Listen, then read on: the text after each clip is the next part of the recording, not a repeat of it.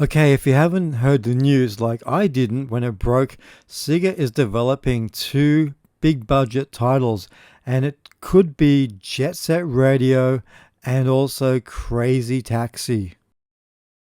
Both of these titles were massive back in the day for Sega, and it's hard to believe that they've been sitting dormant for over 20 years. Personally, for me, this is something that I've been wanting to see happen for a lot of years now. These were great IPs back in the day for Sega, and for some reason, they just stopped making games. I don't know if it was because they weren't as popular, but to me, they were really popular titles back in the day. And we did see Jet Set Radio Future released on the original Xbox, and we would see Crazy Taxi released on every console. And it's about time these games came back. But when you read the report, it just goes further into detail about it, and I'm like, oh no, this is not what I was hoping for.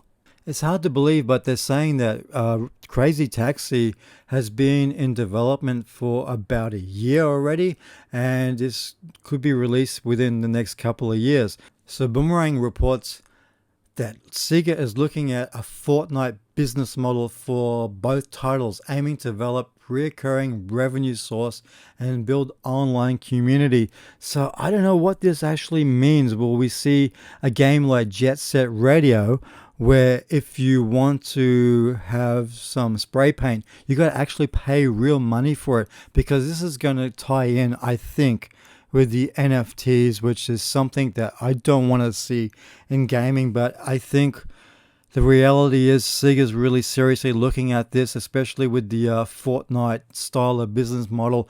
I just can see that now you're going to have to buy paint to do the graffiti in Jet Set Radio, or you might have to buy fuel, actually pay real dollars to buy fuel so you can have your taxi driving around the city. Who knows where this is going to end with NFTs? And that initial reaction of thinking, oh my God, we're getting these great games, these great franchises back. All of a sudden, when you start talking NFTs and Fortnite, it's a nightmare for me. It's worth noting that Sega has gone on record saying that the Super Game project, which they're talking about here, is a place for the company to experiment with NFTs. You know, most of us fans of Jet Set Radio have been wanting to see a sequel to Jet Set Radio Future for years, and all of a sudden Sega's going to present us with something like this. What I'm finding really bizarre in this report as well is that both new games are in early development stages of creation and could still be cancelled. So I don't know where this report comes from. I take it with a grain of salt until we see something from Sega. I just hope that it's going to be something that we all want to see happen. Because, okay, let's just take this for an example.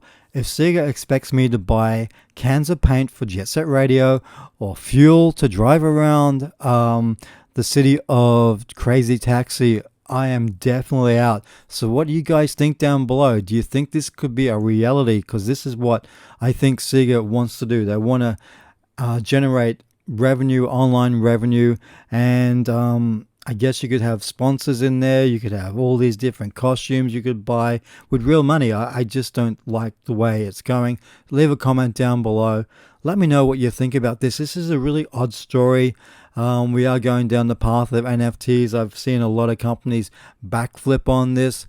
Sega, I think Squaresoft as well, are going to stay firm and try and push this bullshit.